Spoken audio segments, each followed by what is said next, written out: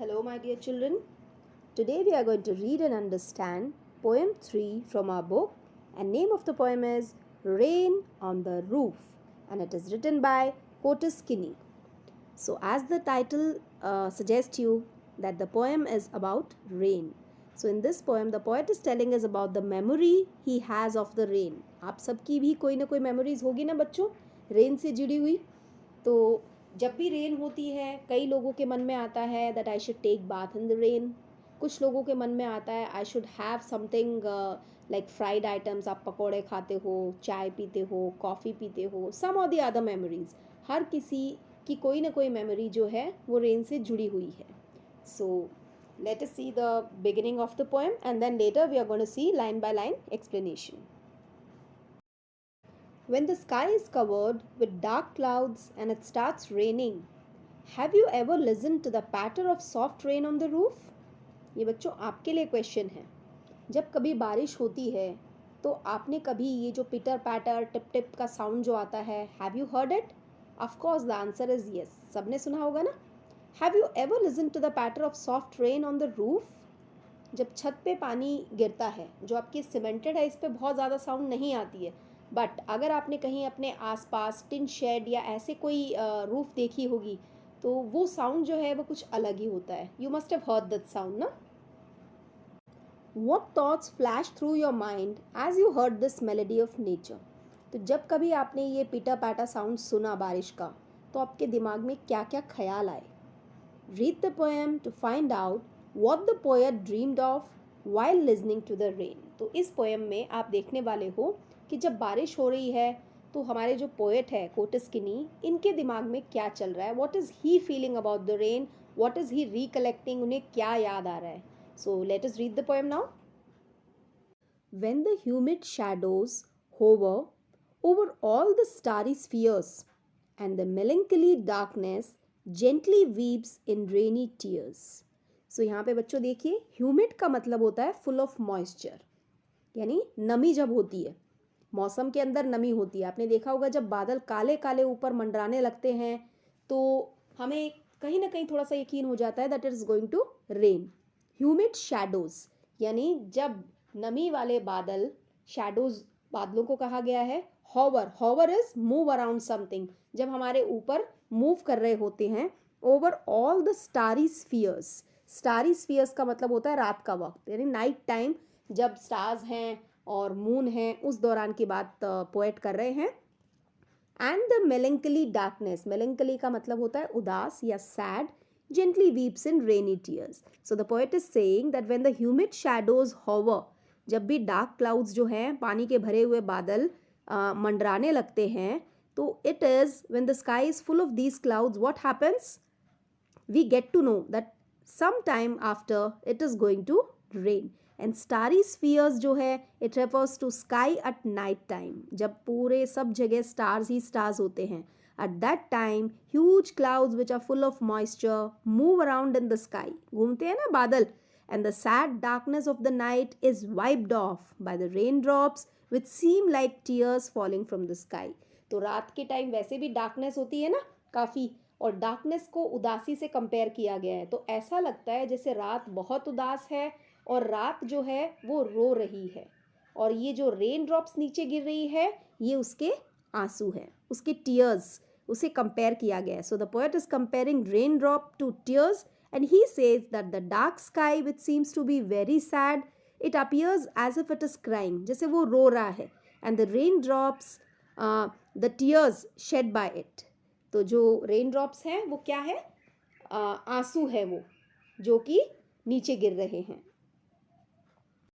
What a bliss to press the pillow of a cottage chamber bed and lie listening to the patter of the soft rain overhead.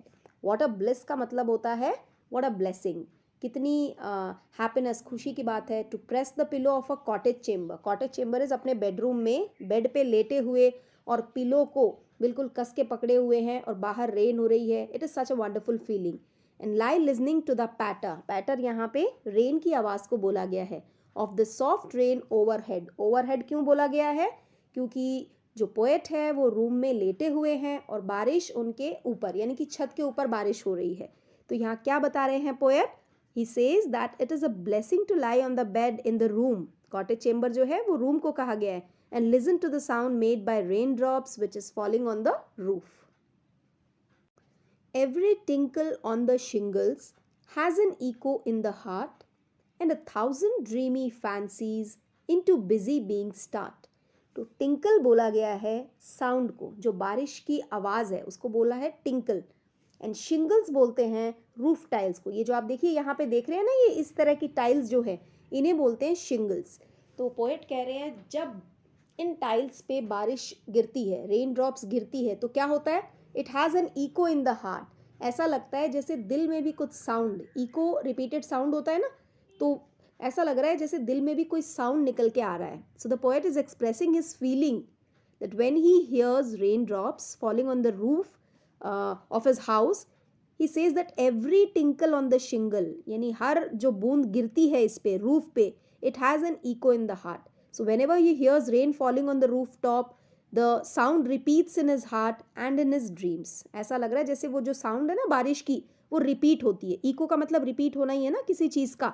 So he has many different fanciful imagination. देखिए बोला भी है उन्होंने, and 1,000 dreamy fancies, मन में बहुत तरह की फैंसीज, बहुत तरह के ख्याल आते हैं. Into busy being start. Busy being यहाँ बोला गया है ह्यूमन बीइंग को, इंसान को बोला गया है.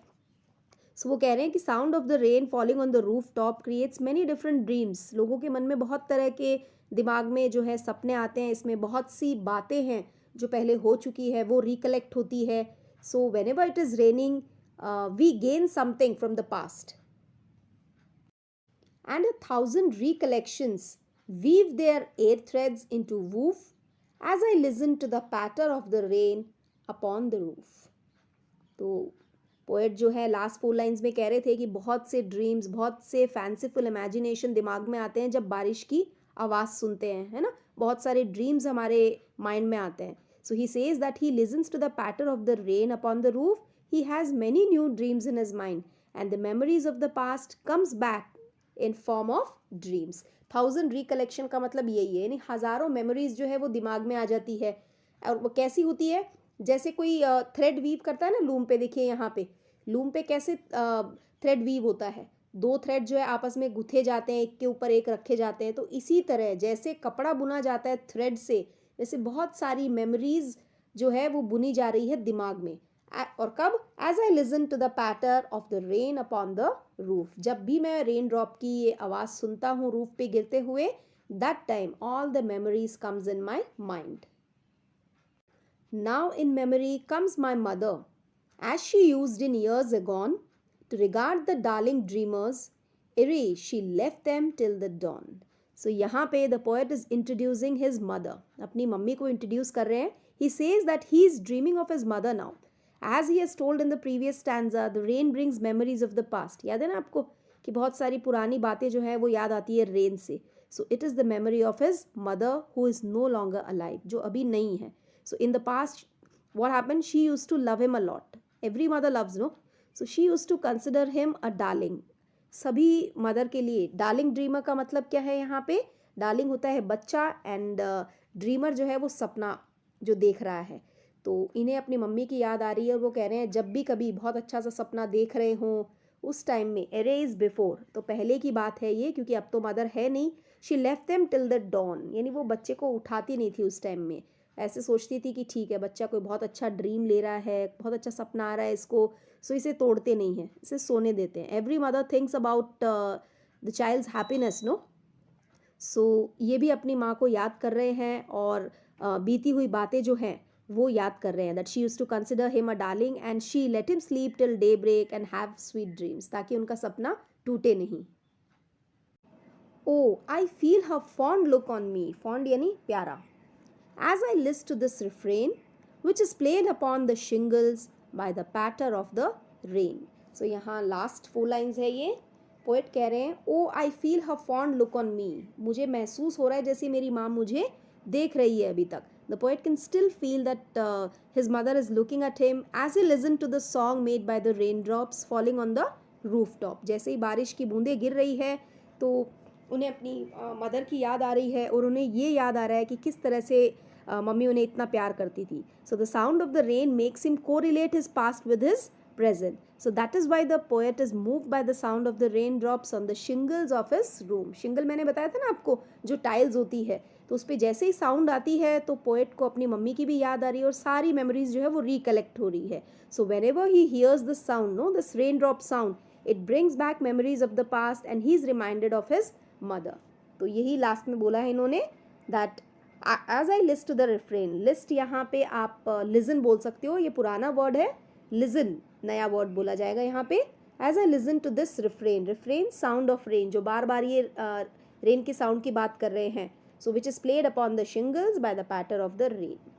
So this ends the poem. Now let us see the summary. So in every poem I tell you बेटा कि summary एक बार हम पढ़ लेते हैं तो जो भी poem आपने line to line पढ़ी है उसकी एक बार पूरा recap हो जाता है. summary देखने से हमें इसका gist पता चल जाता है कि poem is about what and what has been spoken in the poem. So let us see the summary. The poem is about rain. The poet tries to describe the experience of enjoying the rain while lying in the bed in a cottage. He listens the musical sound of the patter of rain on the roof of his cottage. The rain falls on the shingles and the resulting tingle causes an echo in his heart. It causes thousands of fancies and recollections in his mind. Then suddenly the poet is reminded of his mother and how she used to let him sleep till the dawn. The mere memory of his mother makes the poet feel her fond look. The rain is thus an instrument of reminiscence of past to the poet. Reminiscence का मतलब होता है recall, बीती हुई चीज़ों को दोबारा से याद करना. The sound of rain falling on the shingles takes the poet to recall his past, and the whole reel from the past is displayed in the mind of the poet. तो ये जो पोएम थी आपको भी बहुत सी बातें याद दिला रही होगी रेनी सीज़न की, या रेन के जो एक्सपीरियंस है उसकी, आपकी जो भी स्वीट मेमोरीज पास्ट में रही हो उसके बारे में. So children, I hope you have understood the whole poem very nicely. Still, if you have any doubt in any paragraph or any word meaning or any concept you haven't understood, anytime you can ask me. Okay? Have a good day.